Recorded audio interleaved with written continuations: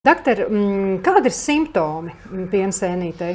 Piena sēnītei ir diezgan tipiski simptomi. Ļoti klasiski tā ir nieze, diskomforts, makstī, kairinājuma sajūta un pastiprināti balti, tādi biezpienveida graudaini izdalījumi. Pie ļoti smagiem simptomiem tas kairinājums var būt ļoti izteikts, var būt arī sāpes un sāpes urinācijas laikā, sāpes dzimuma akta laikā, bet tā nieze un balta biezpienveida izdalījumi tā ir tāda klasika. Vai ir kādi maldinoši simptomi? Protams, ir dažādas arī citādas maksta infekcijas, kas izpaužās ar pastiprinātiem izdalījumiem, ar kairinājumu sajūtu, varbūt kādreiz kāda nepatīkama smaka, piemēram, bakteriālā vaginoze vai arī kādas seksuāli transmisīvas infekcijas, kā hlamīdijas, kuras biežāk norīt bez simptomiem, bet kādreiz gadās tā, ka sieviete domā vienu, vai arī vispār viņai nav nekāda problēma, viņai vienkārši ir izdalījumi, tāpēc, ka tā ir mūsu sievietes daba. Mums ir izdalījumi no maksas, tur mēs neko nevaram izdarīt.